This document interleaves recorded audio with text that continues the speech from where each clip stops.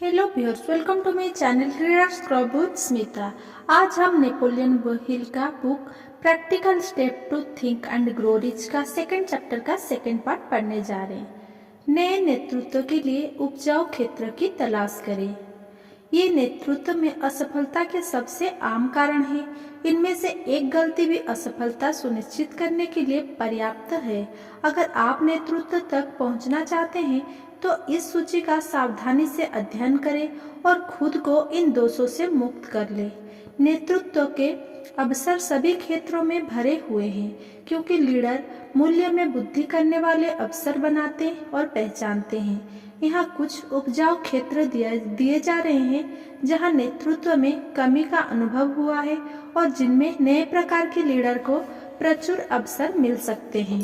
राजनीति। ईमानदार सुयोग्य नेताओं की मांग किसी संकट से कम नहीं है। ऐसा लगता है कि बहुत सारे नेता उच्च कोटि के वैधानिक धंधेबाज बन गए हैं। उन्होंने टैक्स बढ़ा दिए हैं और उद्योगों तथा व्यवसाय के क्षेत्र तंत्र को भ्रष्ट कर दिया है। अब बोझ इतना बढ़ चुका है कि लोगों से बर्दाश्त नहीं हो रहा है। वित्त और अर्थशास्त्र। वित्तीय बाजारों में दीर्घकालीन वैश्विक अस्थिरता ने जनता के विश्वास के लगभग नष्ट कर दिया है। संसार को ऐसे लीडर की जरूरत है जो स्थिर आर्थिक तंत्र के वित्तीय सिद्धांत को समझे और जिनमें इतनी नैतिक अखंडता हो कि वे सही चीज करें। उन्हें तंत्र के स्वास्थ्य की कीमत पर वित्तीय संस्थाओं को अल्पकालीन लाभ नहीं पहुंचाना चाहिए। व्यवसाय।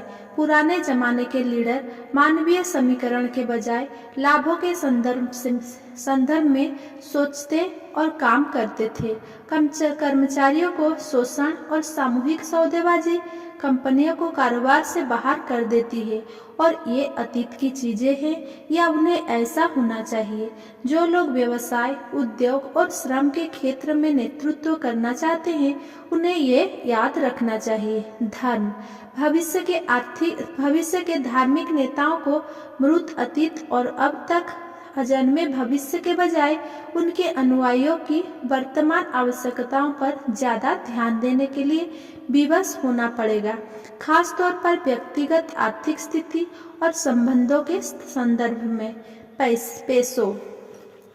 कानून, चिकित्सा और शिक्षा के पेशों में नेतृत्व का एक नया ब्रांड और कुछ हद तक नए लीडर जरूरी हो जाएंगे। ये खास तौर पर शिक्षा के क्षेत्र में सच है, जहां शिक्षाविदों को लोगों को यह सिखाने के तरीके खोजने चाहिए कि स्कूल कॉलेज में हासिल ज्ञान को असली जिंदगी में लागू कैसे किया जाए। उन्हें सिद्धांतों से कम और अभ्यास से ज्यादा सरोकार रखना चाहिए। मीडिया, समाचार पत्र, पत्रिकाएं, film, television, games, website, radio आदि मस्तिष्क को ढालता है और सभ्यता की भावी दिशा तय करता है। इस क्षेत्र में समझदार पूर्वाग्रह रहित लीडर की जरूरत है ताकि वे सकारात्मक परिवर्तन सुनिश्चित करने के लिए इन शक्तिशाली औजारों का जिम्मेदारी भरा उपयोग करें। ये उन क्षेत्रों में से मात्र कुछ है जिनमें आज नए लीडरों और नेतृत्व के लिए ब्रांड के लिए नए अवसर मौजूद है। लीडर वो होता है जो अवसर उत्पन्न करता है और अनुयायियों को प्रेरित करता है कि वे प्रोडक्ट्स और डिजाइन करें, उनका उत्पादन करें और प्रोडक्ट्स वो सेवाएं की मार्केटिंग करें तथा बाजार में वितरित करें। सहमति से नेतृत्व का महत्व जानें। नेतृत्व दो प्रकार का होता है। सहमति से नेतृत्व, जिसमें अनुयायियों की सहमति तथा सहानुभूति होती है और यह सबसे प्रभावी होता है। शक्ति से नेतृत्व, जिसमें अनुयायियों की कोई सहमति या सहानुभूति नहीं होती, इसलिए यह कायम नहीं रह पाता है। इतिहास में बहुत से प्रमाण हैं कि शक्ति आधारित नेतृत्व कायम नहीं रह सकता। तानाशाह और राजाओं का पतन तथा गायब होना महत्वपूर्ण है। इसका अर्थ है कि लोग शक्ति पर आधारित नेतृत्व का लंबे समय तक अनुसरण नहीं करेंगे। संसार लीडरों और अनुयायियों के आपसी संबंधों के एक नए युग में दाखिल हो चुका है, जो स्पष्ट रूप से व्यवसाय और उद्योग में नए लीडरों तथा नेतृत्व के एक नए ब्रांड की मांग करता है। जो लोग शक्ति पर आधारित नेतृत्व के पुराने विचार के हिमायती कहे, उन्हें नेतृत्व के नए ब्रांड की समझ हासिल करनी चाहिए, वरना वे अनुयायियों की श्रेणी में पीछे पहुंच जाएंगे। उनके लिए कोई दूसरा रास्ता नहीं है।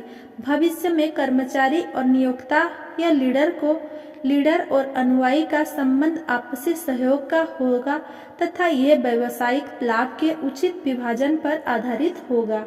भविष्य में नियोक्ता और कर्मचारी का आपसी संबंध अतीत के मुकाबले साझेदारी जैसा ज्यादा होगा। हिटलर, स्टालिन और सद्दाम हुसैन सभी शक्ति आधारित नेतृत्व के उदाहरण हैं। उनका जमाना और उनका नेतृत्व गुजर गया है। ज्यादा मुश्किलों के बिना इंसान अमेरिका के कारोबारी, वित्तीय और श्रमिक नेताओं के उदाहरण के तौर और संकेत कर सकता है, जिन्हें सिंहासन से उतार दिया गया है और जिनका जाना तय था। अनुयायियों की सहमति पर आधारित नेतृत्व ही एकमात्र ब्रांड है जो स्थायी तौर पर कायम रह सकता है। शक्ति पर आधारित नेतृत्व कायम नहीं रह सकता। लोग मजबूरी में कुछ समय तक ऐसे नेतृत्व का अनुसरण कर सकते हैं, लेकिन वे ऐसा इच्छा से लंबे समय तक नहीं करेंगे। नेतृत्व का नया ब्रांड नेतृत्व की 11 बुनियादी विशेषताओं के साथ साथ कई अन्य विशेषताओं की अंगीकार करेगा, जिनका वर्णन इस अध्याय में किया गया है। जो लोग इन्हें अपने नेतृत्व की नींव बनाते हैं, उन्हें जीवन के हर क्षेत्र में नेतृत्व करने के प्रचुर अवसर मिलेंगे। Thanks for watching. अगर मेरा वीडियो ये पसंद आया हो तो मेरा वीडियो को लाइक, कमेंट, शेयर करें एंड मेरा चैनल को सब्सक्राइब